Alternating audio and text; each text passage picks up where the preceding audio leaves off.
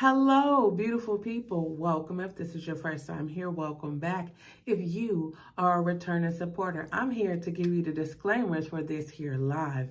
Listen, I do not tolerate disrespect. That's in any way, shape, form, or fashion, whether it's towards me, towards anyone that appears on the screen, towards anyone that appears in the chat. If you have not decided to be a better person, most people will tell you to leave, but I'm going to tell you to stick around because maybe something that is said today will encourage you to do so. Now, I am not a mental health professional. I am just one woman willing to share my personal experiences to let you know two things. One, you are not alone, regardless of how much you feel like you are alone, how many times you have felt that, you are not alone. And number two, you can overcome anything that life throws at you. There will be curse words, there will possibly be tears, but knowing me, it probably will be. And my opinions are my opinions. Your opinions are your opinions. We are here to have a nurturing conversations in regards to our opinions so that we will have a better understanding of each other. That's all I got for right now. I hope that you enjoy this nurturing conversation. Let's get to it. Wait, if you haven't already, go ahead and hit that thumbs up button. That helps me say suggested on YouTube. Make sure that you type in the chat. Also leave a comment and share it with your friends. That's all I got. Let's get into this conversation. I love you. Peace. Hello, beautiful people. Welcome. If this is your first time here, welcome back. If you are a returning supporter, I'm going to give my disclaimer. This is an additional disclaimer right now. Don't mind the kids in the background. I am the greatest auntie ever. And I know you probably like, girl, get them kids. Listen, I tried. And they ain't going to do nothing but keep coming back. I could lock the door. They jimmy the door. They unlock it. So they ain't here. We just in here. Um, Welcome to the Nurturing Conversation podcast. I am your host. Shh. Cameron, just get the chicken, baby. I gave them a whole speech about I'm about to be on live. It doesn't matter. They don't care. It's not that they don't care. They just want what they want when they want it. I don't know. Anyways, this is a nurturing conversation. Cameron, you have to sit down, please. Thank you. This is a Nurturing Conversations podcast where we have nurturing conversations about everything. Everything. There is no topic that is off limits.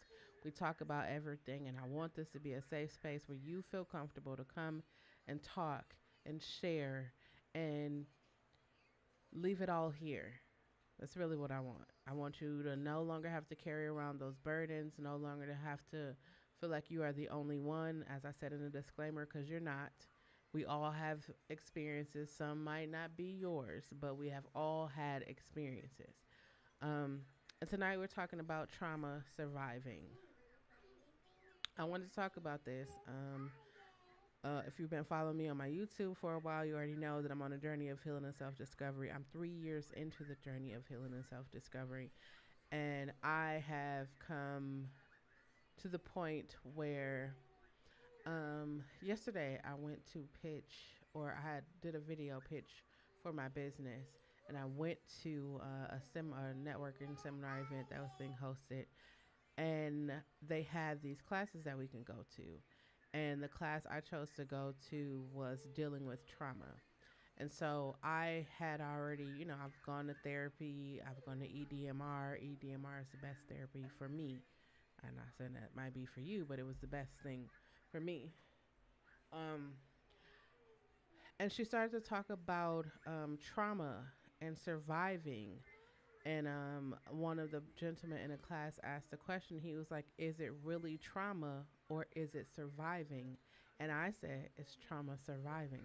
Because a lot of times, depending on your heritage or your family, you are taught how to survive.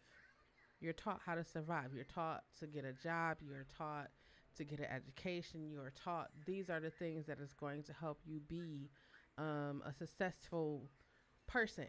You are taught how to survive. You are taught we don't we you don't have you don't have peanut butter and jelly. You know how to make peanut butter sandwiches. Some people was even making sugar and syrup sandwiches.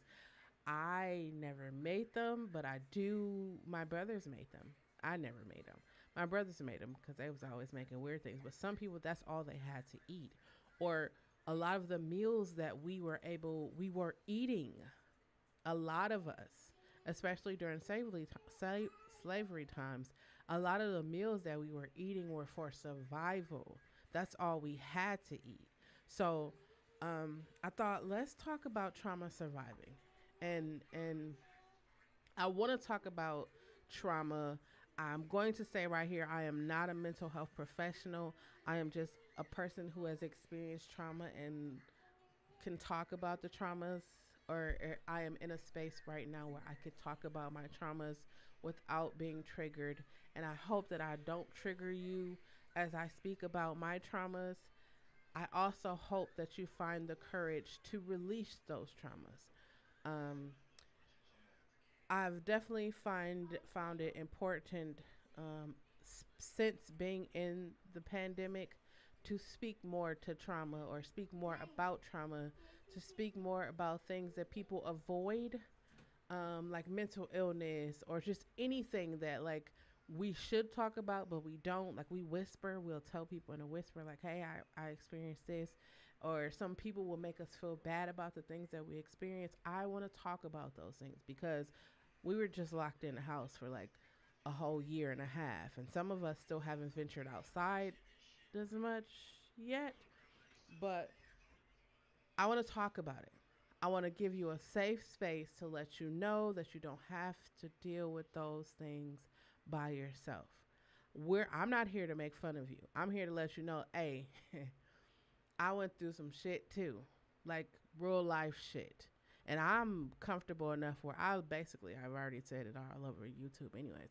I would tell you my whole life story if that means that you don't go down the same roads that I went down. I know what it's like to sit in a room and it's completely black and you don't see a light anywhere. I know what that feels like. I also know what it's like to be in a room that is completely black and you see a speck of light and you grab onto that speck of light and you come on the other side of that.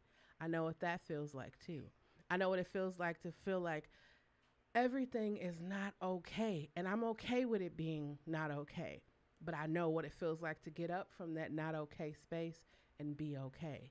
I know what it feels like. So I'm going to tell you from my personal experience. I don't have a medical degree. I do have a degree, but I don't have a medical degree. I don't have one where I could tell you I can psychoanalyze you. I don't have one of those.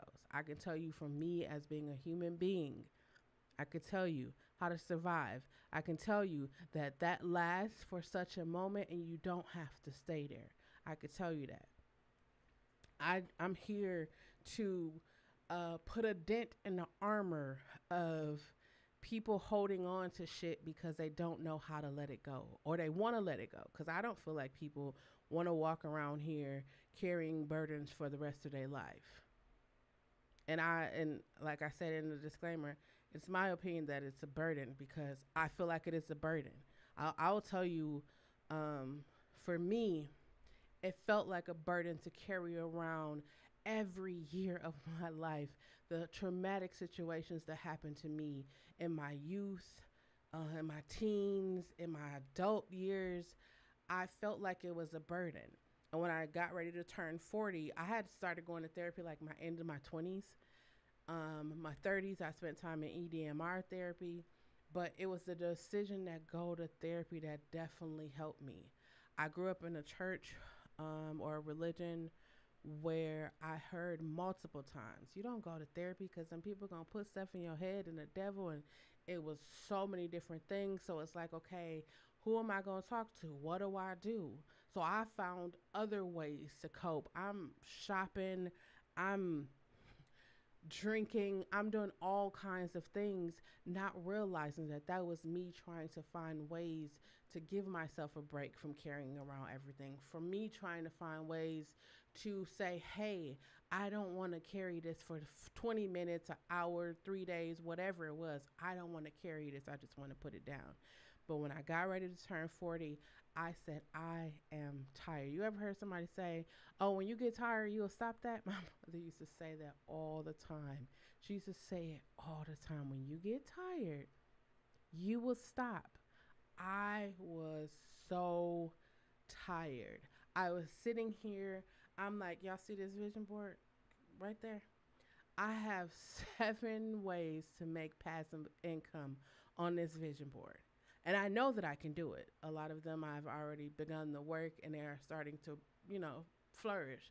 But I had this on this board for 2 years. And I looked at the board and I kept saying, one day I'm going to get to it. Yeah, one day I'm going to get to it. And then before I turned 40, I said, I need to get rid of, and I said the things out loud that I need to get rid of. Because, like, for me, I can know what I need to do all day long, but the moment it come past my lips and out into the open, oh, it gets serious. It gets serious. I'm telling y'all, I looked at that board and it's like, I'm going to do that. Yep, I'm going to get on that right away. And it wasn't until I said, what are you doing? What are you doing? You've been saying you've been telling yourself for the last 3 years, you've been doing everything for everybody else. What have you done for yourself? When I asked myself that question, I was sitting here like, oh my God, what is stopping me from being successful? It's not, I don't have money. That's not what's stopping me. That's not stopping me at all. Because if I needed money to be successful, money comes and money goes every day. What is stopping me from being successful was me. It was me. It was a fear of success. It was fear. It was fear stopping me. And where did the fear come from? The trauma that I had experienced. I'm going to tell you something that I realized this year. It wasn't until this year that I realized it. I realized I laugh when I get a little uncomfortable. It wasn't until this year, actually it was right before my birthday, that I realized, like, someone was giving me compliments. It was after my last concert I just had on the 23rd. My birthday came, I spoke on the panel, and that week, like, people were just like, oh my God, your business and you, and like people were giving me compliments, and I just felt so disgusting. I felt so like I can't even put it into words. Whew, it's too early to be crying. I can't even put it into words how I felt. And while I was feeling that, because I got into a place where I now ask myself, why do I feel like that? I got into a place where I said, what is going on right now? I had a nurturing conversation with myself, and I said, I just feel weird. And I was like, why do I feel weird? And the moment when I tell you, I was transported to the exact moment. And when compliments became something other for me, I was transported to that exact moment, and I began to cry. I can't even say I was crying. I will say I began to wail. If you ever been in church or you ever had something really serious has happened to you, there's that uncontrollable cry where it's like snot and everything. It's a lot.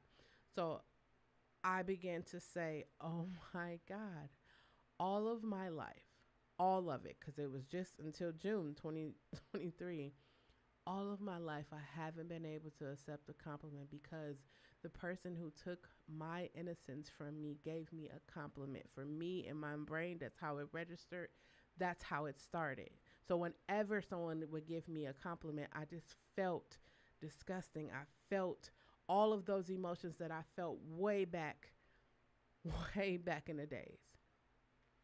And when I put the 1 and 2 together and it combined, I began to wail, and I began to tell myself that I am safe. I began to tell myself that I am okay. I began to tell myself that I am good. It is okay that people receive what I'm doing for them, or it is okay that people acknowledge who I am. They're not going to take advantage of me. They're not going to, I had to tell myself it's okay for those things to happen. It's okay. Because for so long, it was wrong for me. I perceived it as wrong because I associated with something that happened to me in my youth. 43, still perceiving it.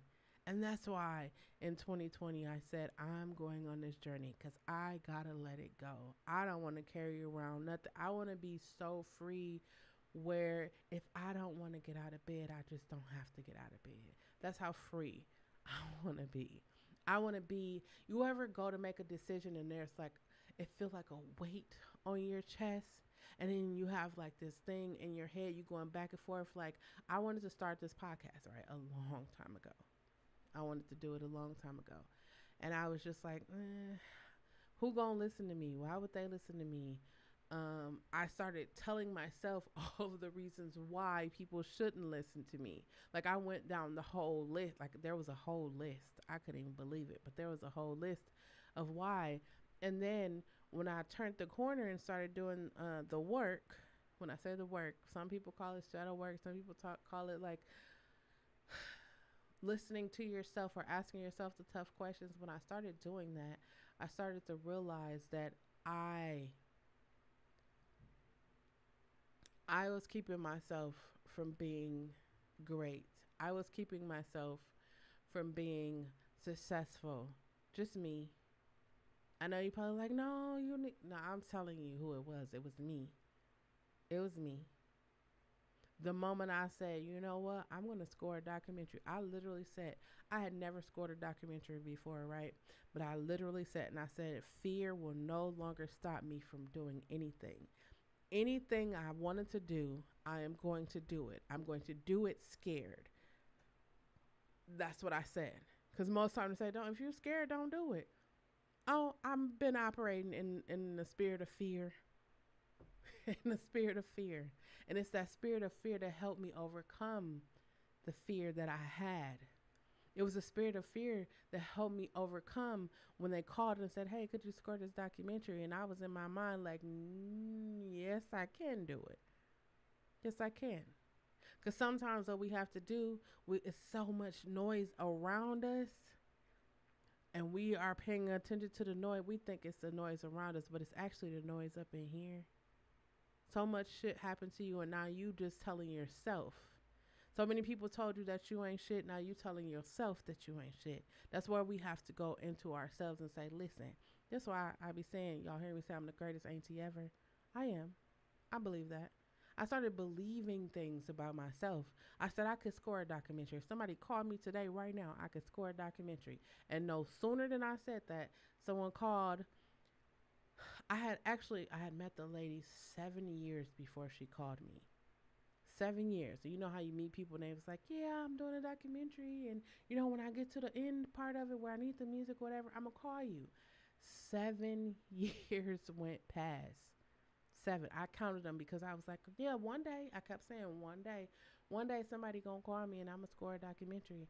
And when she called me, I was ready. I was ready. I said, send me the movie or send me the documentary and I'll go from there. I had never even I didn't know what software to use. I didn't know anything, nothing. But I knew that if I had the opportunity to do it, I would figure it out. That's something I learned about myself throughout the years. When you just sit down and be like, okay, I'm about to go into another year. I don't know if y'all do this, but every year I sit down and be like, okay, I'm not taking that. I'm not taking that. You can come with me. I'm not taking that. I do that every year before I go into my birthday. This year, I was real heavy on the fear is not going to stop me from doing anything. Anything. I said I wanted to talk on podcasts. I said I wanted to be a public speaker. I've been public speaking and doing podcasts every month. I came in the first week of January on a podcast every month. I didn't have experience as a public speaker. I am building that experience. I am learning what I should say and what I shouldn't say, how to say it, how to influctuate tones in my voice. I'm learning all of these things. And I never would have done that had I not hopped off the porch and said, I'm not going to be scared anymore. I learned from the traumas. I learned how to live following the things that I've been through. I've learned. I didn't just say, oh, well, this happened to me, so now I can't do better or I can't. Nope. I didn't say, oh, because my parents abandoned me, no one will ever love me. Fuck that. I deserve to be loved. And not just any kind of love, not every day. Oh, I love you because you're my friend type of. I mean, I deserve to be loved. Every part of me, my faults, my fears, my failures, I deserve that. We all deserve that. I'm not saying I'm out here like, hey, you gotta love me. No, because the greatest person that you want to love you, you don't know this. You don't know this, but I'm gonna tell you, the greatest person you want to love you is yourself. Think about it.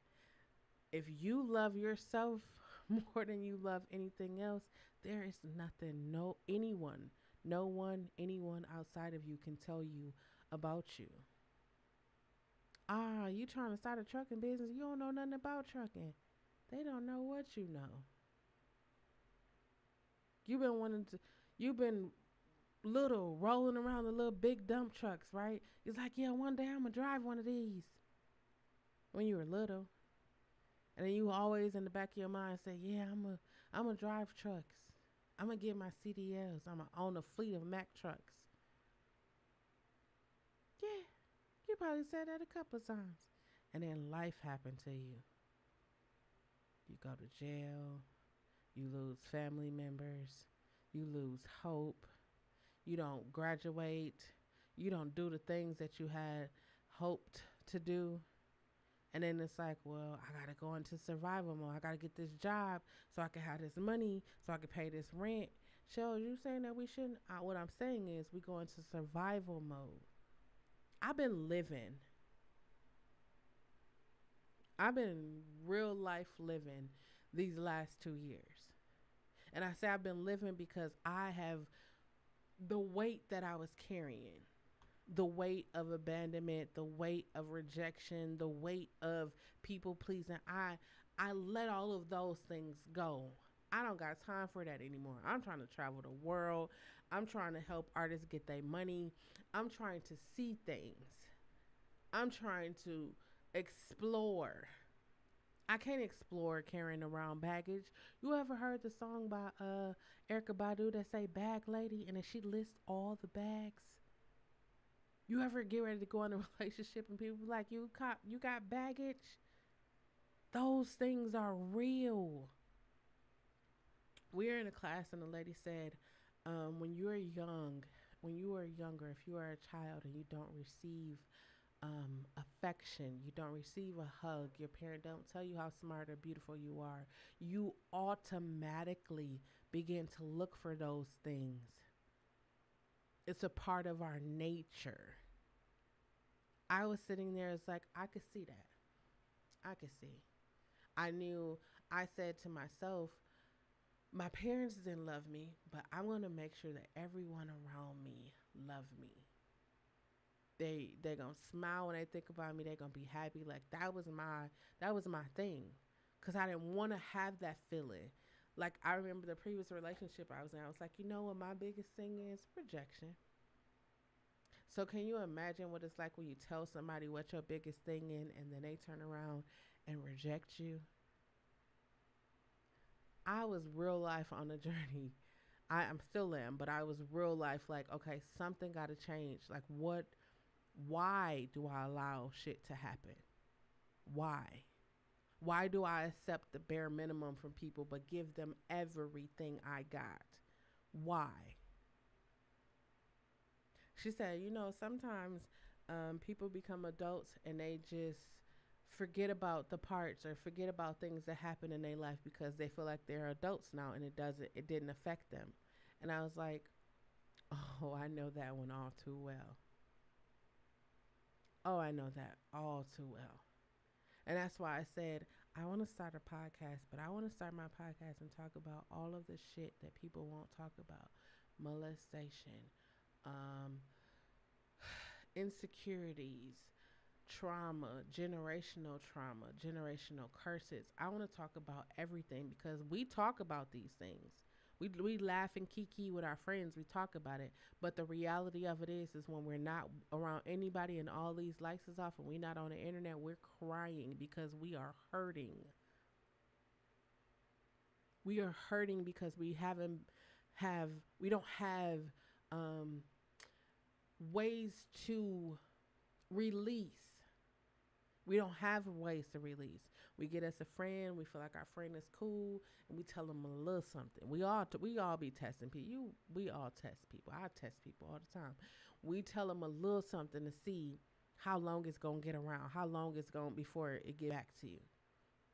Then it's like, okay, I don't really know if I'm ready. We go into relationships automatically thinking that the person is gonna cheat on us or they're gonna do something that gonna cause us not to be in a relationship anymore. Cause we so used to, we got conditioned to look for red flags. We're conditioned to look for that. It's normalized to look for red flags. And I'm not telling you to look not to look for red flags.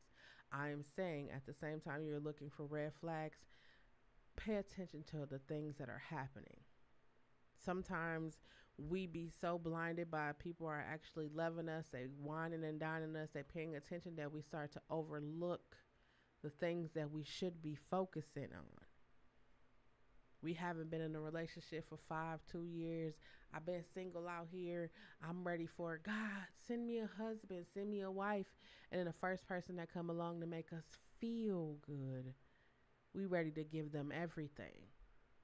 And that's why for me, I feel like it's important for us to talk about the things that we experience. It's important for us to talk about the traumas, to talk about our experiences. People say, why do you keep saying trauma? Because that's what it is. You have been affected. You have been changed. I used to listen to guys when I was growing up. I was surrounded by guys all the time, so I would listen to them talk. And a lot of them was like, man, when I have kids, I'm going to take my son to basketball games. I'm going to do this. And they like go down a whole list of things that they going to do with their son because their father didn't do that with them. And then I would especially, I'm going to tell you how I was thinking. When I was growing up, I would see guys, I grew up around all guys, so I would see them be with multiple women, and I would just see a lot of things. If you got brothers or cousins, you know, guys just guys. And so I was like, or so one day I always be asking, I ask everybody questions. I be wanting to know. So I was like, what if you meet somebody and you have a daughter? Like, how would you be if you had a daughter? And it's so crazy because the same people that were like players or Max or whatever you want to call them would be so defensive. She never gonna date. She not gonna do this. And in my mind, I was like, but that's what you doing. When we grew up in church, they said, your kid's gonna be 7 times worse than you were. And I was like, ooh, some of y'all kids gonna be terrible. Terrible. That's how you gotta say it. When it kids be they are terrible. And then I would just look at them. Like I looked at my niece yesterday. My niece got married. And I looked at her and I was just like, oh my God, I remember. I remember the day you were born. I remember you growing up. I remember you running around. Like, I remember. She's 22, 23. She's one of those ages. But I was like, I remember you. And now you're grown. You're someone's wife. Like, how is it like when we grow up? Like, I was talking to one of my brothers and I said, when we were growing up, when I was growing up, life was so different. We didn't have the internet. I mean, we did have the internet, but it wasn't as fast. We had AOL. But it's a whole different playing field now. It's a whole entirely different playing field. I could literally, like right now, I'm broadcasting worldwide and I'm only sitting in my house. I don't have to go anywhere. I'm just sitting right here. I thought about the trauma of when we experience things, right? And it's shame. Shame was one of the things was that was big for me, because I was like, you ever be around people and you hear them talk? Like, this is why I be talking to parents. Um, I say parents, if you have children who possibly, or you see, because parents be seeing stuff and they don't be saying nothing sometimes, but parents be seeing. You can look at your child and tell if your child is going to be of the LGBTQIA plus community. You can. You Some of you might act like you don't see it, but you can see it. And so if you're around, if you are using derogatory terms to call people of the Alphabet Mafia community derogatory terms, your child will never come out to you. Your child will spend the rest of their days in the closet or pretending to be something that they are not, just so that they can make you happy, just so that they won't have to hear you call them those words. And it's not even just for the LGBT, it's for young women.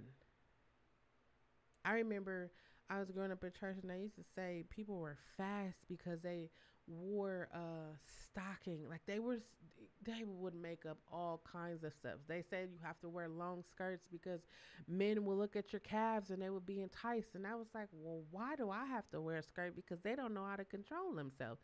Like, I could not understand. I could not understand.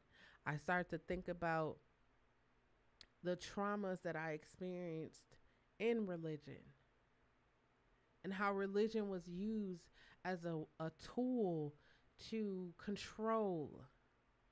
And I'm not saying that all religions are used as a tool to control. I'm saying my experience with religion. That's what it was. That's how it was.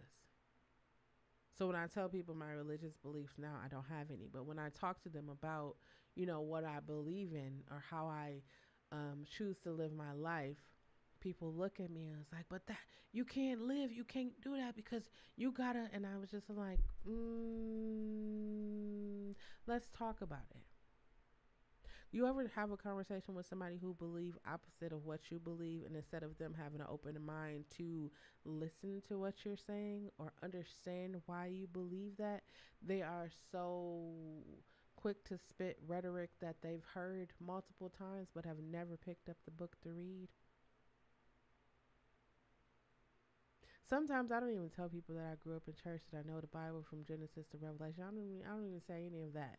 I just let people talk to me, because sometimes, not sometimes, it's like all the time. It's literally like all the time. When I tell people, or when they find out that I'm a member of the LGBT community, they have so many questions because they like, you don't look gay. That's even traumatic. That's even traumatic.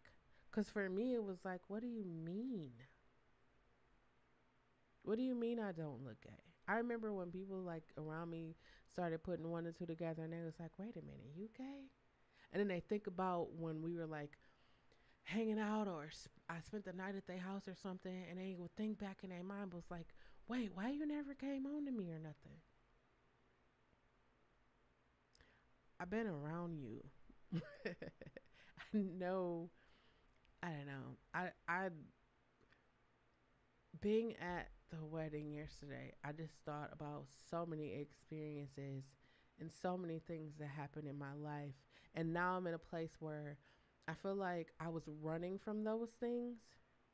And now I'm in a place where I can embrace them. I can accept them. I can acknowledge them, and I can embrace them. And I'm not the victim. I am now the victor. A lot of people wear being a victim as a badge of honor. Like, if they become the victor, they'll no longer have a story. And for me, the getting on the other side of it is the story. It's the opportunity I have to sit right here and say, hey, I had my innocence stolen from me at a young child, and I might have went through a lot of things in my life, but as a 43-year-old grown ass woman, I can tell you, you don't have to carry that. Imagine having your innocence stolen by somebody that you have to see every day. You go to family picnics, you go to church picnics, you wake up and go to the bathroom or the kitchen to get something to drink, and you have to see them every day. Hey, it gets better. It gets better. But you know what you have to do in order for it to get better? You have to acknowledge that it happened. Again, I'm not a mental health professional, but I'm going to tell you, keep holding it in and throwing it in the back of your mind. It's going to come out in other ways. It's going to come out in other ways where you have no control over it. None. None whatsoever. You might think you do, but you don't.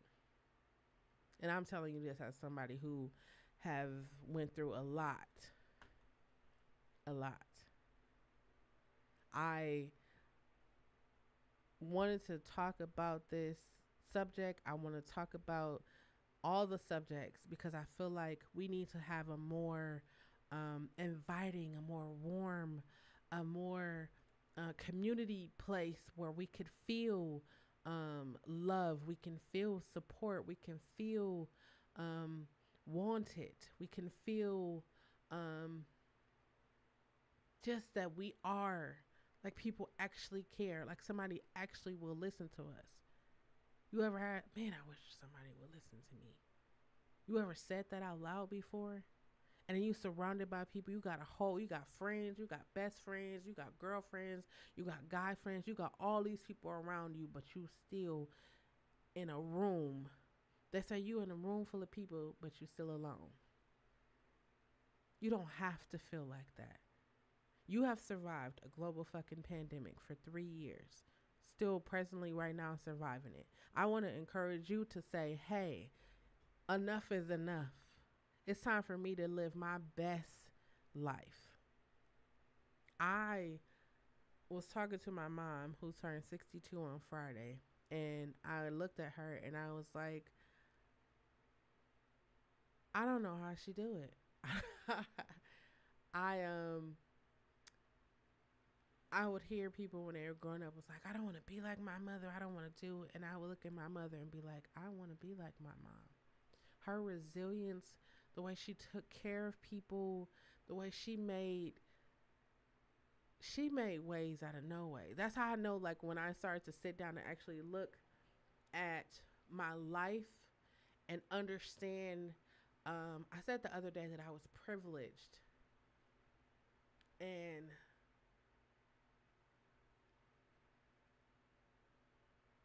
I didn't realize. I don't.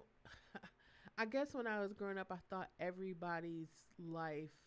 I wanted everybody's life to be good. That's what I wanted. Like when I saw people, I didn't see people doing hurtful shit. Like I didn't see that. Like I didn't think about that. That wasn't in my mind. I just wanted everybody to be good. And so growing up, like my life was great. When I was with my family, everything was great. And I was talking to my mom when I said it didn't change until I went to church. And it's not blaming religion. It's just saying that my life changed completely. Oh, it should change when you go to church. No, no, no. My life changed when I went to church. And the family I grew up in, where we talked about everything and we shared everything, and I've been able to put words to my emotions since I could speak, actually. I've been able to communicate very well for all of my life, but experiences in my life caused me to mute myself. Whew. You know, when you be like, yeah, I'm gonna talk about it, and I'm in a place, it caused me to mute myself.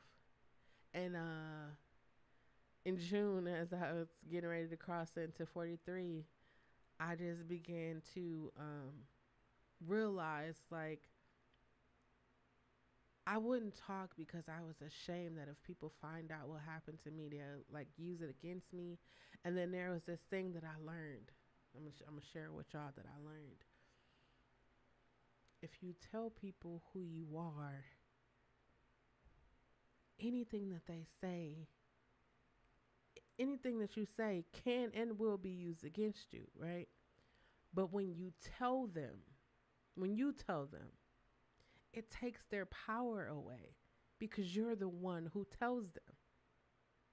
So when I began to talk about the things that I experienced in my life, I began to find power within myself. And that's why I say I'm not the victim. I'm actually the victor because I made it on the other side of those things. When you go through having your innocence taken, you have a sense of shame. You have a sense of disappointment. You have a sense of fear that somebody is going to find out, or they're not going to love you. They're not going to appreciate you. They're not going to respect you. You have all of these different things that happen to you, all of these different things that go in your head.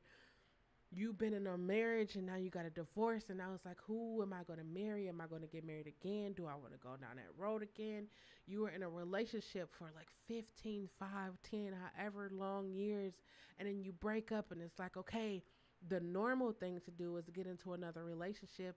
Listen, you survived a global fucking pandemic for 3 years. Press pause. My Monday motivation is going to be slow down. It was me having taken the time to slow down involuntarily. I'm, I'm definitely going to say involuntarily. That's being on a journey of healing and self discovery. I am more open and honest with myself. It was totally involuntarily. You ever have like life be showing you like, hey, you need to slow down. Hey, you need to focus on and worry about yourself. Hey, you need to pay attention to that little pain you get in your side or your back or the middle of the middle of your head, that little pain you get. You need to pay attention to that because it's something is going on. You need to go to the hospital. I'm going to take an Advil and I'm going to go lay down. You need to start paying attention. We need to start paying more attention to life. So I said involuntary because I was moving. I got business. I got hopes, dreams, and aspirations I'm trying to get to. I got to get to it. I'm doing for everybody. I'm trying to get these businesses. And life was saying, slow down, baby. You are moving too fast. Yes, I did quote an NDRE song right there. It was saying, slow down. And I'm like, yeah, I'm going to I'm going to slow down. I got to get this. I'm going to do this. And then, you'd be like, yeah, I'm going to do this. And then right while you're doing that, something else pop up. So you're like, okay, now when I'm going to get done with this, then I'm going to slow down. Life said, oh, you want to keep playing with us? We're going to slow you all the way down. I was super excited. I was working out. I was juicing. Your girl was slimming down and everything. I was like, oh, it is. We out here. Outside, I was not outside, I was in the house, but I was like, I was in a good space in my life, like I'm letting go of stuff. I'm in a good space, and life was still like, hey, we need you to slow down. You're gonna burn out. Slow down. I don't get tired. I could do this. I be running I don't get tired. Life said, okay, you don't want to listen, we gonna show you. And life showed me. And the crazy thing is, the person who walked in fear for so many years of her life wasn't afraid at all. I'm sorry, y'all. I just processed something right now.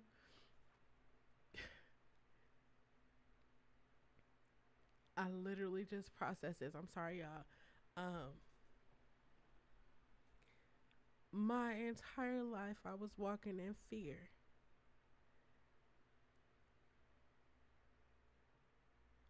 But oh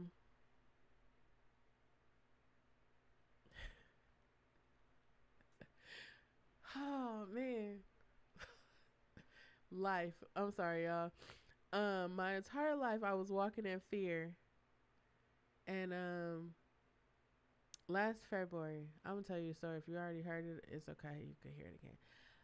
I've been working out, juicing, doing nothing but juice, drinking like liquid stuff. I looked good. I felt good. Everything was good. And then January 2022 came, and I noticed like my stomach started to bulge.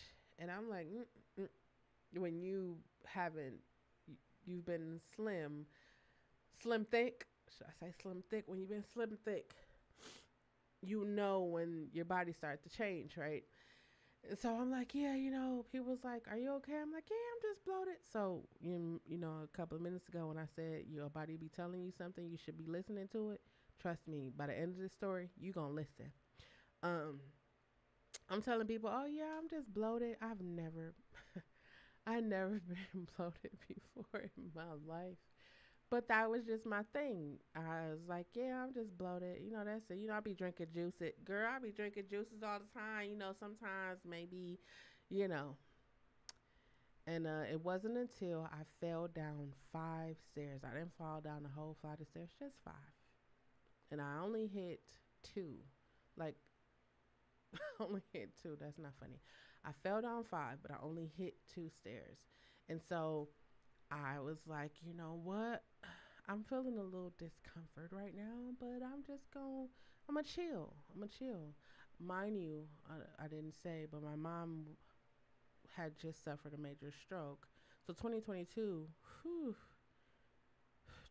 into 2021, going into 2022 was a lot for me. Um, so my mom had just went to surgery, and so I'm like, okay, I gotta sneak away because I'm my primary caregiver, being the oldest and the only girl. So it's like I gotta sneak away and go to the doctor because something is wrong. Now I'm scared because I wasn't scared. I was like, no, something is wrong because I can't breathe now. Like I can't breathe. Like I should have went when it first. But I'm like, I can't breathe. I can't breathe. So I went to the urgent care. And they're looking at me. She's poking me. I don't know why they be poking you, but she's poking me. She's like, "Hey,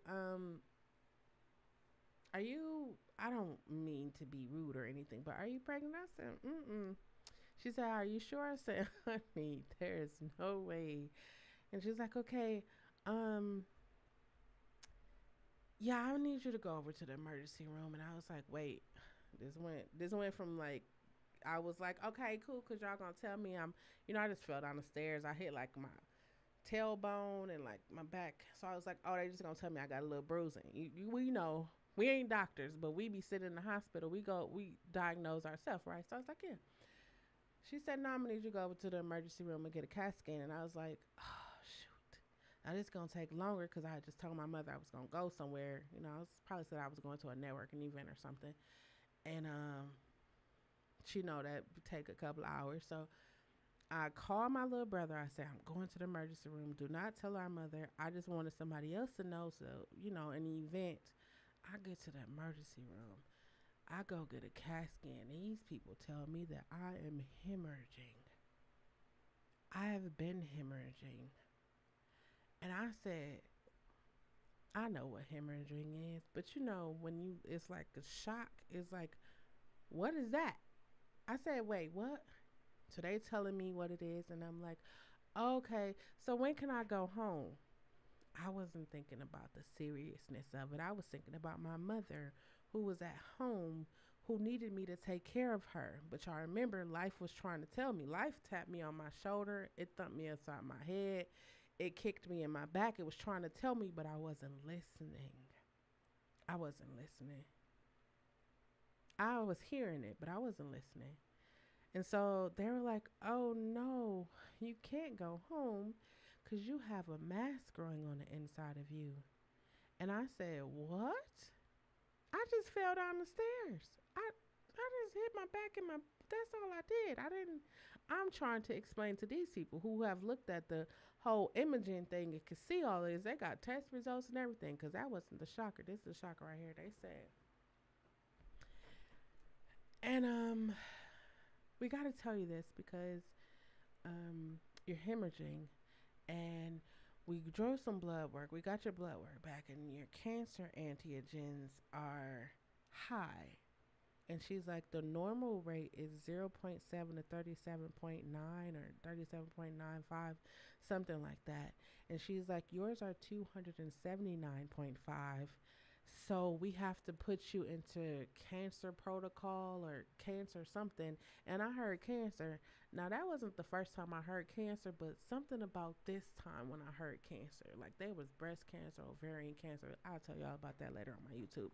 Anyways, it was something about this time when I heard cancer. I was like, I can't believe I just laughed at it again. I live, y'all. I real life laughed at them like, yeah, I don't got no cancer. She said, no, ma'am, this is serious. And I was still like, I don't got how I fall down the stairs and now I got I'm hemorrhaging. I got a mass growing inside of me and I got cancer from just falling down the stairs. But you see how my mind tried to put that together when the seriousness of the situation, it was serious. But I just was like, nah, I just got to get home to my mother.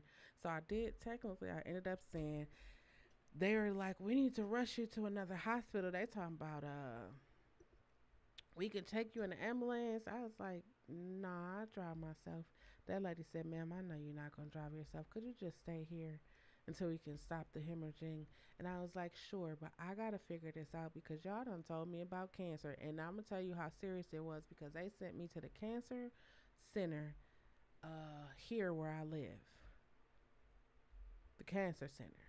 You know, where people go to take chemo and you walk past. Oh. So I go, I get out of the hospital and I go, and I'm laughing because I'm just like, y'all, they done said I had breast cancer, ovarian cancer, like cancer just, I'm a cancer. I was born in June 26th, but I was like, no, this is too much for me. And I'm laughing because, whoo, life, I'm telling you, if it's talking to you, if I'm saying this, because if it's talking to you, listen. Listen to it. It's trying to tell you something, listen to it. So I go to the cancer center and they say, yes, they want to do more blood work. They do more blood work. They say, yes. So here's your options. These people gave me a pamphlet and they were like, so when would you like to start? I said, I'm not doing I'm not doing chemotherapy. Ain't no radiation, ain't nothing. They were like, ma'am, you have to understand the seriousness of this. And do y'all know at the time that this is happening, I didn't have a fearful bone in my body. Nothing. I was not scared, not one time. I wasn't afraid.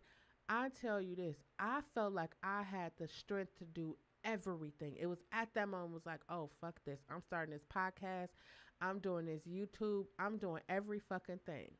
At that moment, that's when I said, yeah, I'm doing all of this. We going to get all of this. That's when it switched from Sunday Night Dinner and Convo to Nurturing Conversations podcast. It's actually been at the entire time, but I was just afraid to put that on there. And I was like, oh, yeah, no. So she said, what are you going to do, ma'am? I said, I'm going to be so high. Excuse me if you're watching this and you're one of my religious friends. I said, I'm going to be so high. I'm going to Colorado. I'm going to a dispensary. I'm going somewhere. I'm going to be so high. I have lived one hell of a life. One hell of a life. She said, well, I can understand that. I can understand that. I want you to, here's the pamphlets. I need you to, talk it over with your family. And it was in this moment that I realized. It was in this moment that I realized that this is where we fuck up at. Because she said you got to talk it over with your family. And I said, what the fuck I'm talking to them for? This is my body. It's my body. I decide what's going, well, given the world we live in. Anyway, I decide what's going on with this body. And so out of a common courtesy, because my family, I am like the oldest and the only girl in my brothers.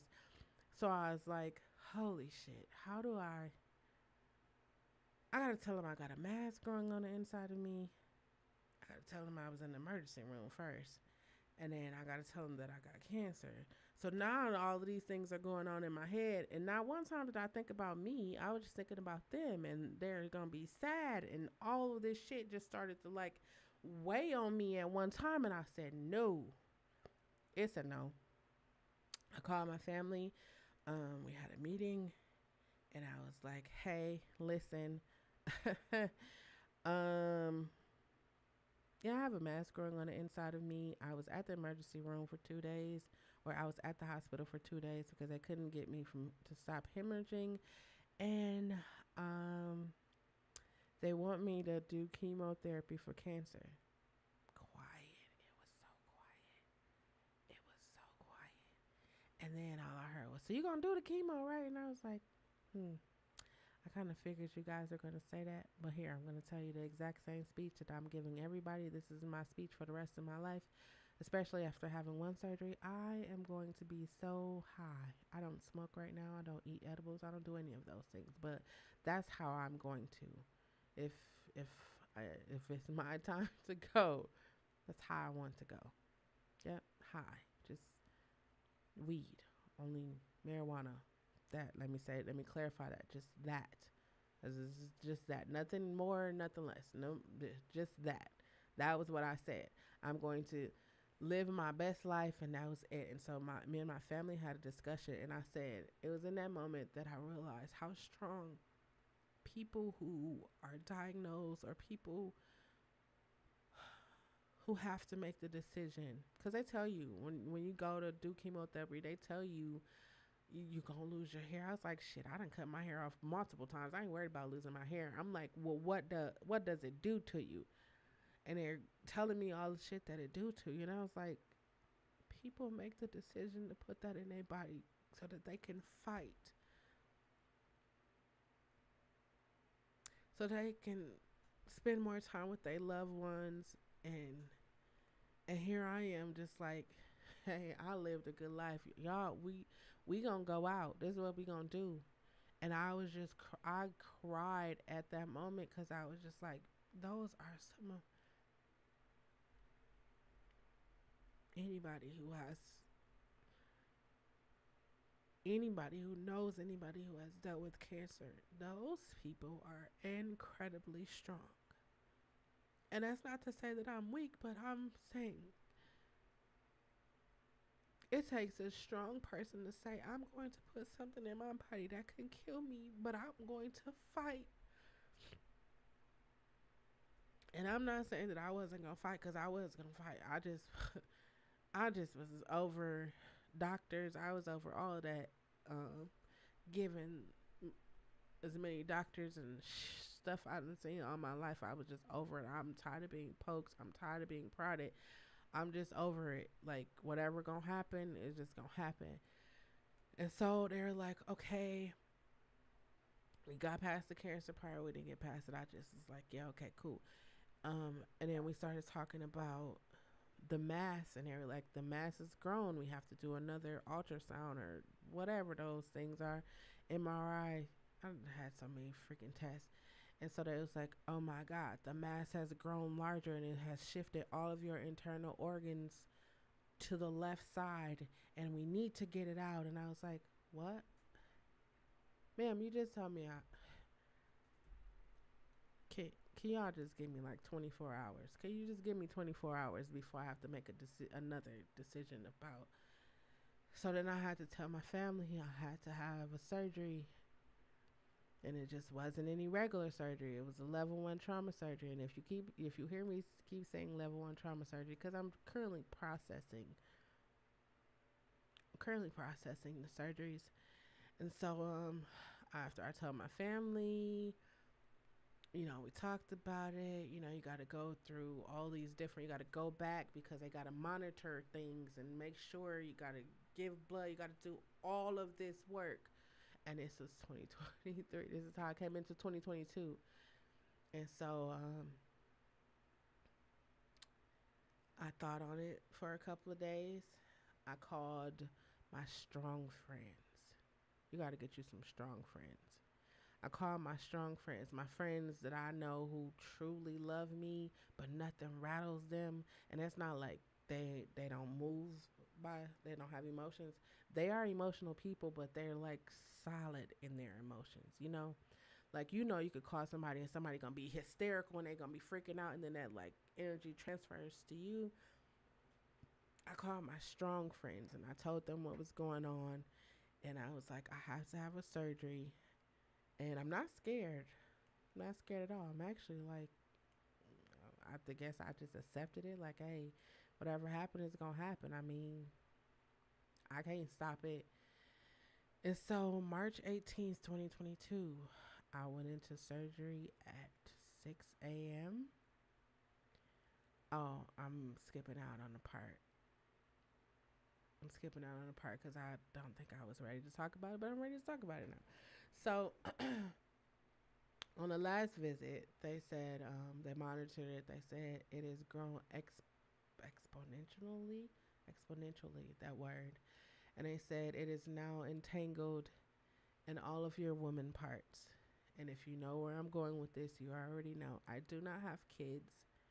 And so they were like, um, we have to remove. And now, um, it was at this moment where I was like, I'm not going to have kids. I didn't really like, the previous relationship I was in, I was like, yeah, I would have kids. I wasn't really like, yeah, I'm gonna have kids, but I was like, yeah, I would do it for you because, I love you. But it wasn't until that moment that the reality of it, it was like, damn, I'm really gonna have to have, so I had a complete hysterectomy in addition to having a large mass remove. So they took all of my woman parts, left my intestines and my spleen and whatever else that I needed to survive. And yeah, I had the surgery. And they're like, oh, you need 6 to 8 weeks and don't do anything, don't move around. But you know me. If you know me, I was up like, yeah, I gotta get back to nothing. And then I remember they were like, if you move around, you could get a hernia, you could bust your staples, and they were telling me all these stuff, and I was just like, I just survived a level 1 trauma surgery. I'm the baddest shit out here. And life was still like, you ain't even figured it out yet. And then I was just like, you know what, life, I'm gonna stop playing with you. I figured it out. And I sat down and I was still and I was slow. I wasn't able to take people anywhere. I wasn't able to do for everybody else. I had to do for myself. And it was in that moment that I really started to think about my life. And it was like, I am not in a place where I wanted to be. When I saw myself at this age, I am not in that place. And I'm not in that place because I allowed fear to stop me. I allowed my own judgment of my own self to stop me. Because anybody else, people judge us all the time. This is something I learned way back when. People gonna judge you regardless. People talk about you regardless. Every day, all the time, somebody's talking about you. You probably like, no, every day, all the time, somebody's talking about you. If you have photos on any one of these social platforms, somebody's talking about you. If you have videos, somebody is talking about you. When I came to that realization that people gonna talk about you regardless, people gonna judge you regardless. We do it all the time. We judge people all the time. We judge people that be working at the fast food. Like, did nobody tell you? We don't know why they there. We don't know nothing. We just be judging people. So when I learned those things, I'm sitting. I couldn't do anything, and I started playing Call of Duty Mobile. And it was as I was playing Call of Duty Mobile, it was like it quieted my mind, and I began to think like, Chelle, you are doing yourself a great disservice. This is what I keep telling myself every time I sit on my hands because I want to do something and I haven't figured out how to do it. And I'm like, I got access to the World Wide Web. If I can't figure it out, somebody somewhere has already figured it out. So I started to look up things on the internet. I started to go to online webinars. I started to go to online seminars. I started to reach out to people that was in places where it was like, you already been there. So I'm trying to get there. What do I need to do? And these last 3 years of my life have been the greatest. This last year has been tremendously the greatest. I said last Sunday about the relationship that I have with my mom. And I feel like when we get into relationships, not even just like, I'm not just talking about like my mom. I'm talking about relationships, period, where it's friendships, situationships. We go in with expectations. We go in with expectations of how we want the people to treat us, how we want them to act, how we want them to communicate with us. We have all these expectations, and at the same time, I said this at the beginning, we don't pay attention to those people and who they are and how they operate or how they move or what their intentions or their goals are. We don't pay attention. We just go in and think like, I'm an adult, you an adult, we gonna do adult things, and that be it. And then when shit starts to hit the fan, a lot of people just be like, okay, we just gonna break up. When in actuality, you could have just sat down and talked through those things. But most people don't talk anymore. That's why I wanted to have a Nurturing Conversations podcast where we could talk about shit. I just told y'all one of the many things that happened to me in 2023 to slow me down, or 2022 to slow me down for 2023, because life knew that when I got into 2023, there were some situations I was going to have to give my main focus, and I was going to have to make really tough decisions. So it was like, hey, you got cancer. Oh, I'm sorry, I forgot to tell you I don't have cancer. Um, I don't have cancer. But it was that whole process for me, going to the cancer center, having to look at all of the programs and the different things, um, walking past people as they go in and out of chemo, and people coding while they're in. Like, listen, y'all, that did a number. It did a number on me. Like, I'm not easily rattled, but that right there did a number on me. And ever since that day, I have made it my business to live my best fucking life every single minute, hour, everything. And every time I get on the podcast, I'm talking about shit that I know somebody is dealing with. Somebody is dealing right now, sitting in their room. It's dark. You trying to figure out, okay, do I be this person or do I that? I was saying people be walking out here with these masks, and not like the masks, like these masks that we should. I be wearing my mask. But people be wearing masks every day. People be in their homes wearing masks. Kids be in their homes in the presence of their mothers and fathers wearing masks, their grandparents wearing masks, because they are afraid of how you are going to receive them. It is time. We have all experienced a traumatic situation with the global pandemic. It is time for us to stop surviving. Like, stop doing shit just to get by. Stop just sweeping it under the rug. Stop throwing it in the back of the closet. Stop saying, oh, it's been happening in our family for so long. Stand up and just be like, shit, the buck stops here. More people need to talk about it. When I had the hysterectomy, and 6 to 8 weeks went by, and I was like, okay, cool. Let me get back to, my life.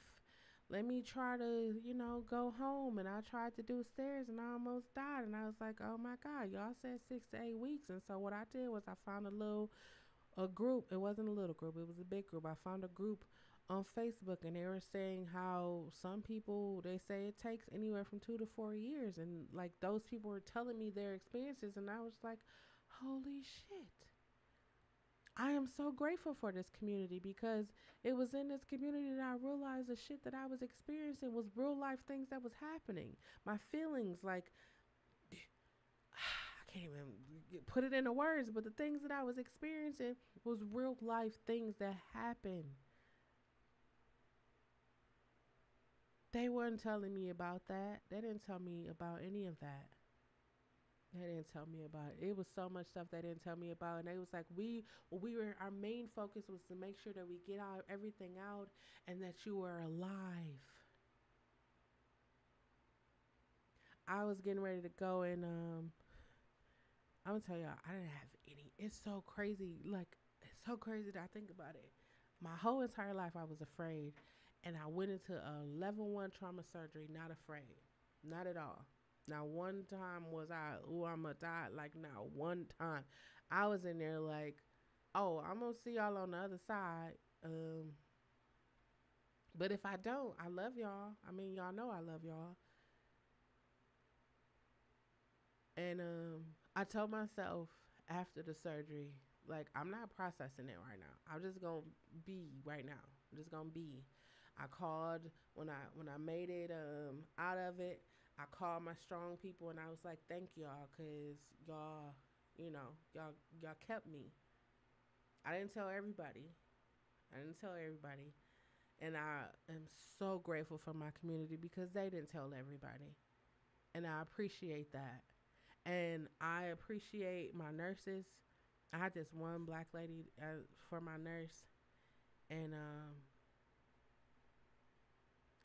I feel like you ever like pray for something, or you ask a question to the universe or God, Buddha, Allah, whoever you talk to, you ask a question.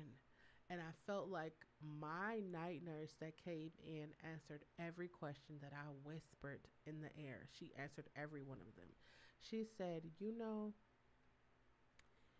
what you got to do, baby. You just need to do it. And I just looked at her and I was like, what? What she? You mean get up out this bed and walk? She's like, yeah, I mean you need to do that too. But she's like, no, you knew what you need to do. It's time to do it. This lady don't know me from. She only knows that I'm her night patient. But she would come in every night and pour into me, pour into me. And I had already said before I went into that surgery room, like, you know, when you get in trouble, you be like, you let me survive. You get me out of this one. I'm gonna be. And I was like, I already know what I need to do. I've been new from the dawn of time. Like when I already know what my purpose is here. I know what it is. A lot of us know what our purpose is. We just don't be doing it because we got other things we're trying to do with our lives. Yeah. I'm in the point where I'm walking in purpose all day, every day. When I told y'all 3 years ago, from the rest of my life, I'm going to be light, love, and positivity. And if I can't be that, you're not going to see me. You're not going to see me. You're not going to hear from me because I'd be damned if I be negativity or any of those things. Like I'm talking about these things on the podcast, and I said all this shit because I'm hoping that you probably got a pain right now, and in your head you probably just like, oh, it's a stress headache. Because we be diagnosing ourselves all the time. It's a stress headache. Oh, I need to eat. That's what it is. I ain't ate. But it could be something more. And I'm not saying that to scare you, but it could be something more. When was the last time you went to the doctor? When was the last time you got a physical? Like, that's the kind of stuff I want to talk about. Like, when was the last time you went and got your teeth checked? Like, because people don't go to the doctor. People don't go to the doctor. They don't go to the dentist. When was the last time you got your eyes checked? Because you know your eyes, your eyes can affect other things. Your ears affect other things. Your feet. When was the last time you looked at your feet? Do they look black? Are they really dry? Like, are your toenails black? Are they yellow? Your feet like? It's so many different things that we don't really pay attention to because it's like, oh, my feet been like this for a long time. You could be a diabetic. No, I ain't gonna be no diabetic. Like we don't want that, but the reality of it is if you haven't taken care of yourself, it is time for you to start. You survived a global fucking pandemic. I look at myself every day and I say, I'd be damned if I be sitting around twiddling my fingers. There's somebody on the other side, 6 feet deep, whatever. There's somebody wishing they could be in the spot that I'm in right now. So you think I'm just going to twiddle my fingers and not do what I came here to do? Oh, fuck that. I'm going to be right here telling you about it's time to talk about your traumas. I said I found me a group because I wanted to know other people's experiences. For me, I would share my experiences like I said at the beginning. If I could tell you how if shit is going on with you right now and you're afraid of people you're wondering people gonna judge you, how they gonna talk about it. Always gonna break up the family. You can look at we can all look at our families and see shit is fucked up in our families. Stop putting other people before yourself. Put yourself first right now. It should be all about you. If you've been carrying around a secret for your family that it's not really a secret because everybody know what the fuck is going on, it is time for you to heal you. I was just saying, like, I wish we could have one big healing session. Like, I wish dudes would get together and be like, hey, bro, not just playing 2K or Call of Duty or whatever, but like have real life conversations. Like, bro, listen, I'm broken, bro. I need help, bro. Like, I just don't feel right, bro. and I'm gonna be saying bro because sometimes he would be saying bro, but like I wish people had those kind of conversations. I went to my niece's wedding and a situation occurred, and I saw this young man and I immediately went to my brother. I said, I wish he had somebody that he could talk to, that he felt that he could trust, and he could talk to them, because something is going on with this young man. Something, me and my brother, we sat and we said something is going on with this young man. And by the time the the reception was going on, a situation took place with the same young man we had just said. My brother called me today. He said, "Sis, we gotta figure something out." I said, "I wish more guys, more older guys, more seasoned guys, more guys who have been through shit would sit down and talk to other guys, or just come figure some shit out." Guys would just be like, "Fuck that. We tired of being hardcore dudes. We gonna show some emotion. We gonna fucking cry. We gonna hug each other. We gonna do all that." Not just dudes, like human beings, period. I wish we would do that more. I wish parents would fucking hug their kids. You probably didn't get as many hugs when you were growing up. Shit. Every time I see that's why I gave y'all my disclaimer at the beginning of the show. Every time I see my nieces and nephews, if they ever want a hug from me, you gonna get a fucking hug. And I'm not gonna let go until you let go. And then I'll probably hold you a little bit longer. I got a podcast coming up. We're going to talk about touch scarcity. People ain't touching their kids. They're not touching their kids. They're not touching their loved ones. They're not hugging each other. They're not telling them, "Oh, I love you." I made it my business since we've been in the pandemic. I say every time I talk to somebody I love, I'm going to tell them I love you. You ever love somebody and then you like in the conversation and you be like, "Damn, I just spoke to them," and then something happened. It's like, I wish I could hear them say I love you. Like I leave voicemails all the time. I know we are in 2023. I still leave a fucking voicemail because you know why? You can go back and play that. I have YouTube, I have Twitch, I have TikTok, I have videos on all my platforms, because at any time, if something ever was to happen to me, you can go back and hear me and watch me and see me, and every one of them is going to hear you. Every video you hear or see is going to say, "I love you." You could chop that shit up and play it, make it your ringtone. Back in the days, I remember my grandmother saying why they would do certain things. I understand it now. When you're a teenager, you're a kid, your mama telling you something. Your mama ever told you that those wasn't your friends? You look at your mama and laugh. I did it. You look at your mama and laugh and be like, "What you talking about? These is my friends. These are my girls. We be..." And then something happened and you be like, "Damn." That's why I said parents be knowing. Parents be knowing when their kids is gay and not gay. They be hoping that they not gay. And then parents, this is for you. If you're a parent and you watching this and you worried about how people gonna look at you because your child is gay, who gives a fuck? That baby, that baby grew on the inside of you. It ate what you ate. It experienced everything that you experienced. You gonna birth that baby and allow someone to tell you how to treat that baby? That's your baby. You love that baby. You protected that baby while it's in your womb. So when it come out, do the same fucking thing. I get it. Religion teaches you that people who are gay are going to die and burn and go to hell because it's an abomination. But listen, the same people who tell you that, their God is love. Before anything, he is love. And I could break it down a little bit more, but I'm going to tell you this. If you do not love your child, did y'all ever pay attention to how many people were unaliving themselves in the last couple of years? Have y'all ever paid attention to how many people are unaliving the trans community? How many people are being unalived? Do you notice the people who are unaliving them? There's people who are struggling with their identity. It's like being a homosexual is a disease, but it's really not. It's really not. It's a part of life. And no one should ever be made to feel like they are less than. Nobody. If you don't agree with my lifestyle, that's okay.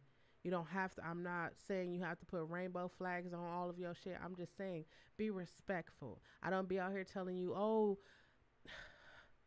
Be respectful. Just be respectful. That's all. Parents, love your fucking kids. Love them. It is so many broken adults out here because they didn't have love. They didn't have people to care for them. These young kids out here don't have people to nourish them. They don't have people to hug them, tell them they love them. I support you. Like, we not doing that no more. I was literally, me and my brother were having a real life conversation today. We was like, man, remember when you could go in a community and you could go to certain people's house and then like you felt like these people would protect you. Now you got to be worried about if you going to try to sell me to somebody. We didn't have, like, those weren't our worries. Like, these kids or these young adults now have so much shit to worry about. And this is why I be talking to parents and I say, in your home, if your home is not a safe space, that should be the first safe space your child should ever experience. That's why I say my home, my granny home, my uncle home, any one of my family members' home was a safe space for me. I didn't have to worry about shit happen to me.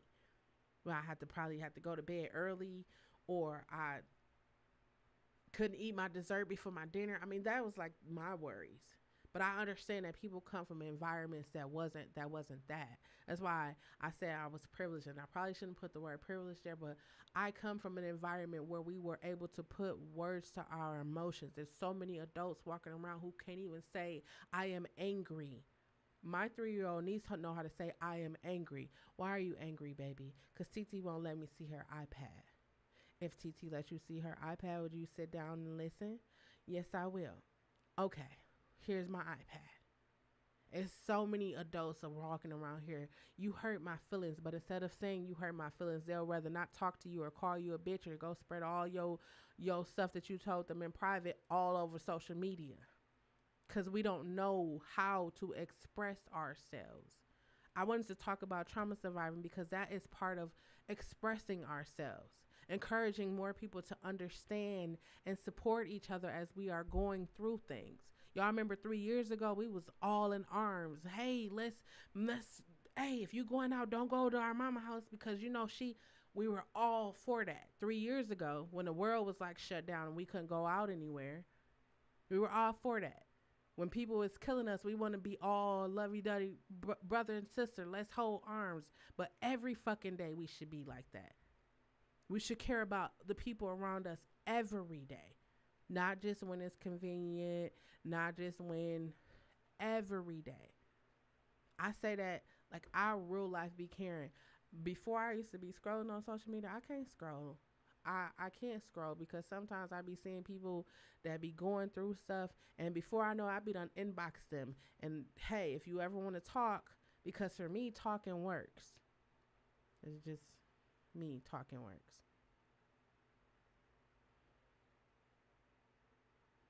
Just me. I want this to be a platform where people feel like they can come, even if you never type in the chat, but I want you to be able to come and walk away with something. I want it to be a place where you feel like, hey, I got a little bit more strength to carry on to the next day. Or I'm going to give it another week. I'm going to give it another month. I want you to come here and know that I love you. May have never even seen you in my life ever. Probably never will see you. But I want you to know that I love you. And you are not going through what you're going through alone. It might feel like it.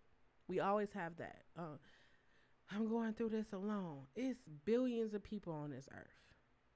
No, everybody's life isn't the same. But somebody has experienced what you have experienced. That's why I wish more people talked about the shit.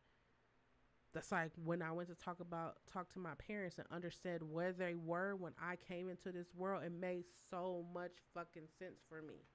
That's why last week I was like, if you have a beef with your parents or siblings or anybody, you have a beef with anybody, it is 2023. Either sit down and have a conversation with them or wash your hands from that shit and let it go. Don't carry it around with you. It's only 5 months left in this year. Don't carry that shit with you to the end of 2023. Let it go. You got so much shit you trying to do. See my vision? I got so much shit I'm trying to do. I can't be holding on to shit from 15, 20 years ago. Hell, I can't even hold on to shit from 3 years ago. I forgive. I love. I want the best for every fucking body. Especially anybody that has been touched by the fucking pandemic in these last 3 years. I want the best for everybody. And anything that I can do, I'm going to share positivity. I'm going to be encouraging. I'm going to be working out. I'm going to give everything that I fucking got. So even if you got the world going on around you, you can come to this one little space. There's a lot of spaces out here, but you can come here and you can feel love, encouragement, inspiration. You can feel all of those flowery words. You can feel that. I want you to challenge the status quo of I have to walk around with these traumas. This is a generational curse. No, fuck that. Be the person that breaks the curse. I be saying that all the time. Generational, generational. That's only because nobody had the balls to stand up and be like, this shit stop right here. Some people do. Some people got it. They just like, oh, I'm afraid I want to break up the family. The family is already broken. The people under you need to see somebody that's going to actually do something. If people above you never did anything and people on the side of you never did anything, the people that's coming under you have no hope. They have no trust. They don't have anybody that's going to stand up for them and fight for them. Who's going to do that? I'll do that. You need some? I'll do that. I'll be that person for you. I refuse to let anybody that I love, that I know, be walking around here holding on to shit from 20 years ago, 5 years ago, 10 years ago. We survived a global fucking pandemic. Do I have to keep saying that? Like, you are alive. You are alive. That thing that you wanted to do your entire life, right now should be the time for you to try it. What if I fail? Who gives a fuck? Look at what worked, what didn't work. Try it again. Try something different. Try it. Don't just look at it and be like, oh man, I can't do it because I don't got no money. Because half of the people out here that's operating, doing shit right now don't got no money. They just know how to make it look good on social media. You too can make shit look good on social media. A lot of these people that real estate this, real estate that, a lot of these people just be reading these books, going to these seminars, and then turn around and take that information and selling that shit. You can do the same thing. There is nothing new under the sun. It's just how you present it. That's all I got, though.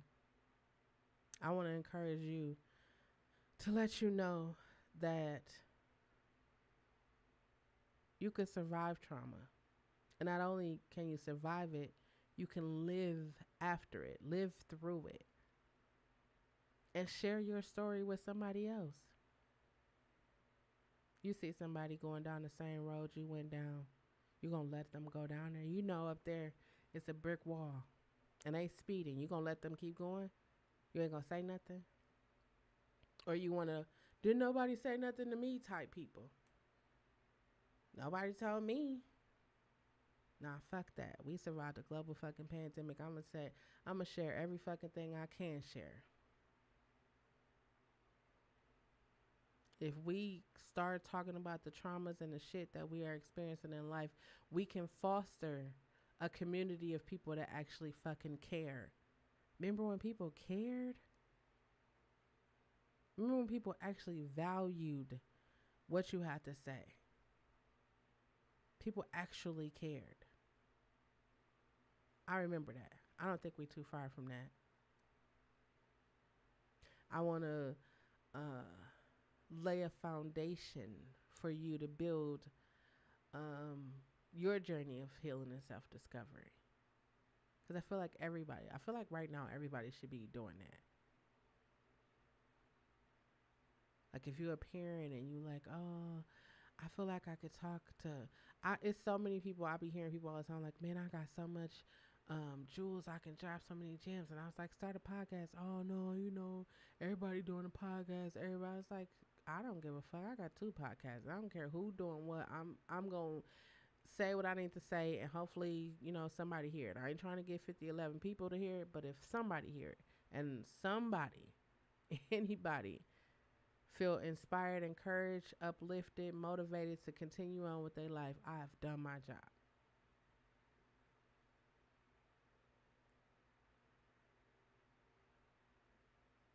In 2023, I want you to reclaim your life. Reclaim it. Them dreams you had, you probably thought, feel like you too old. You never too old. You ever see them things on Instagram and Facebook where you talking about how old people was when they got became successful? It's us that put those restrictions on us. I'm too old. I done been in this marriage, or I done had this relationship. I've been at this job. If you not taking the opportunity, the time in which we living in, if you have not taken the opportunity, now is the perfect time to do it. It's 5 months left in 2023. I'm literally doing everything I ever set my mind to do.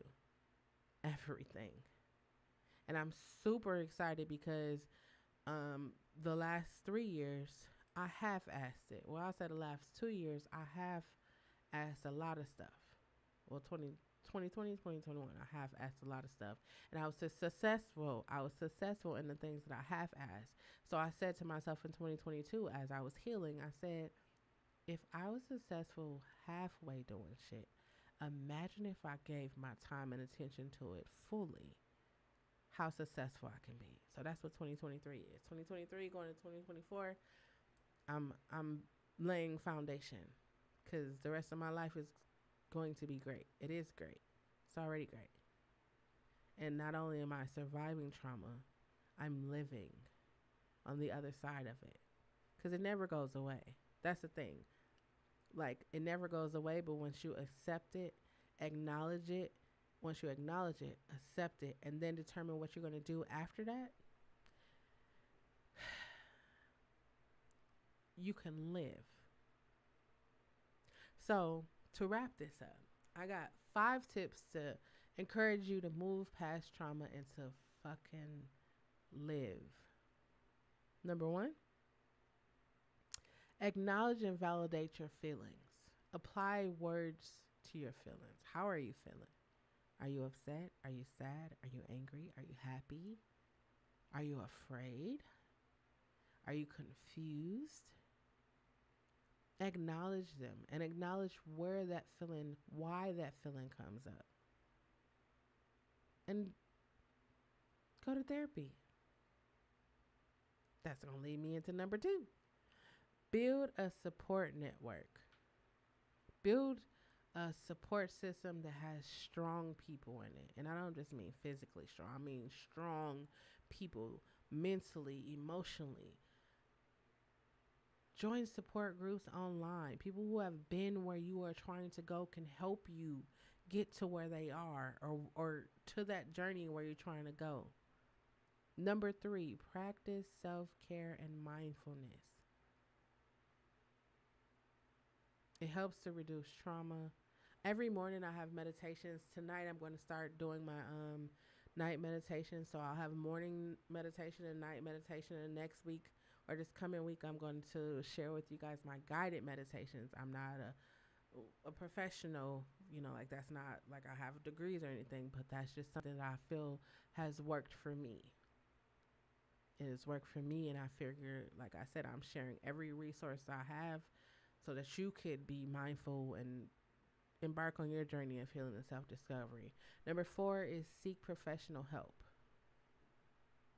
Maybe you need to go to therapy, or maybe you need to join a support group, or maybe you just need to have your misconceptions blown up, or maybe you need to have questions answered. Seek professional help, somebody that can help you. And number 5, focus on growth. How do you grow? How do you know you have grown? You ever be like, man, I remember I had a time I would have cussed somebody out, or I would have fought somebody. And then you see that how much you have grown. Focus on the growth. Focus on how you can grow positively. Focus on the growth.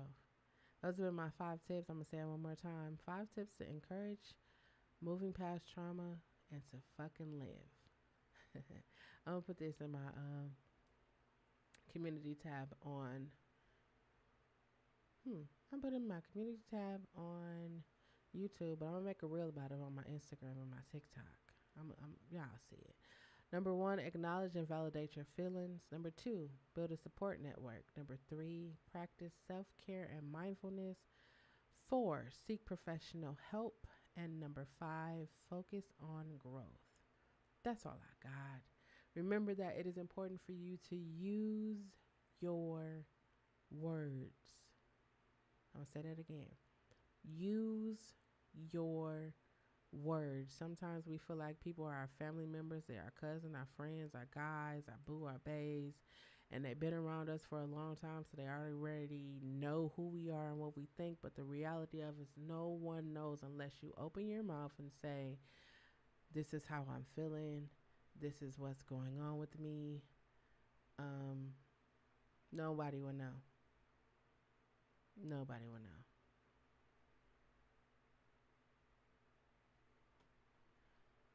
I want you to definitely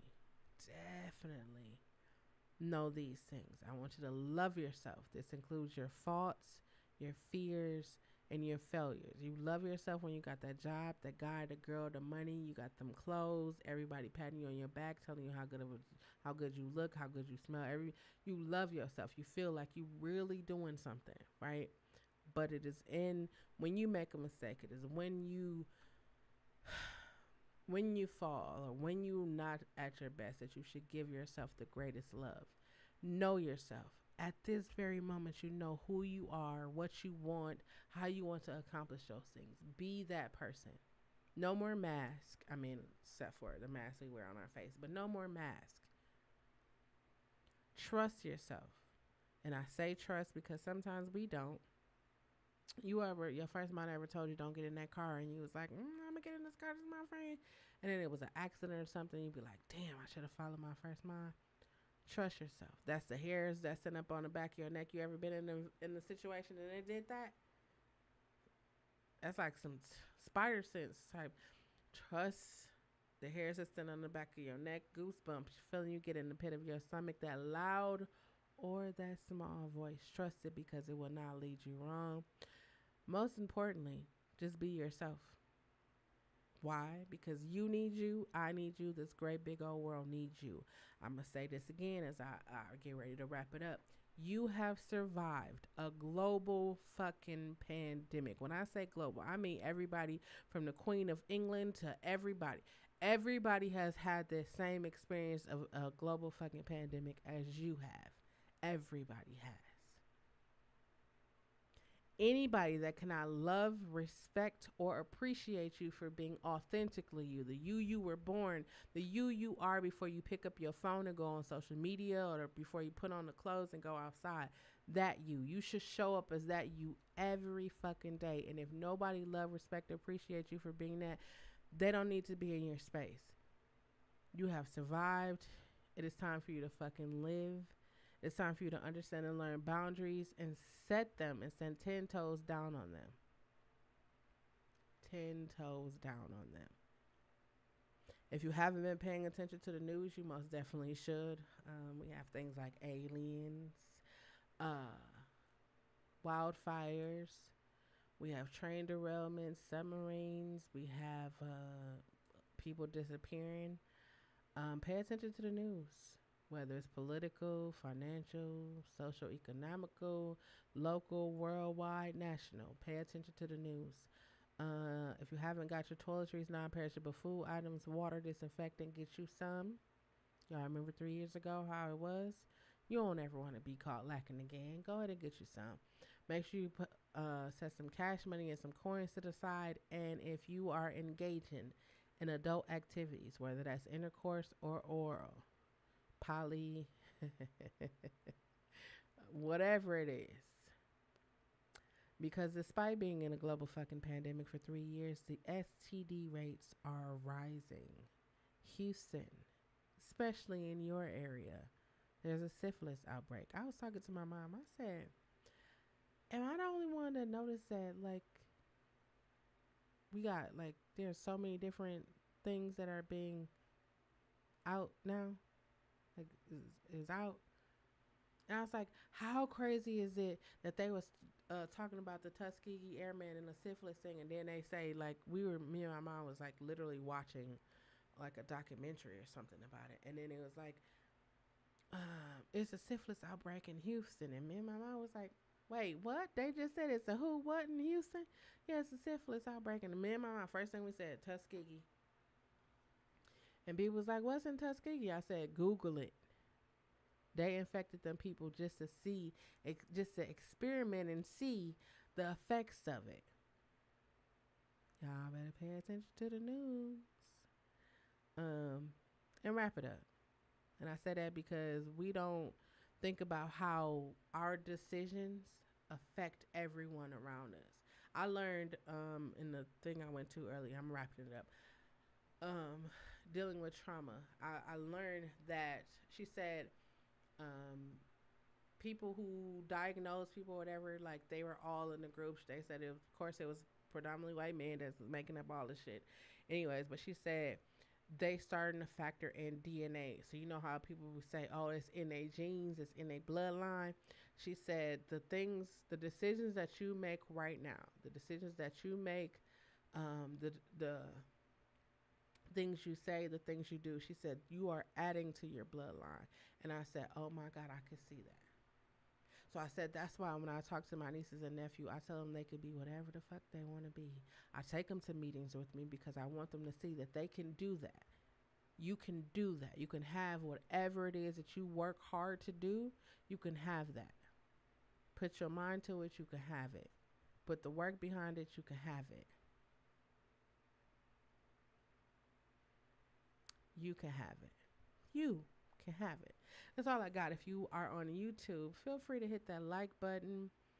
Um, Hit subscribe. If you are on Twitch, go ahead and hit the follow button. I truly appreciate you guys for rocking with me for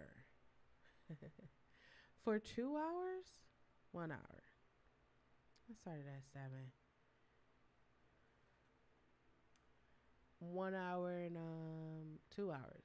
It's been 2 hours. Thank you for rocking out with me. I truly appreciate it. I hope that you have a wonderful remaining of your Sunday. This has been a Nurturing Conversation and Podcast. I'm your host, Chelle, also known as Chelle, also known as Midwsthumnbrd, also known as a lot of things to a lot of people.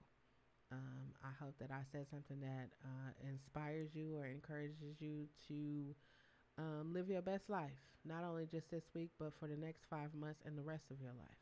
I hope that I motivated you to live this week. Make a vision board or write out some goals that you want to do and accomplish them. That's all I got. Until next time, I love you. Peace.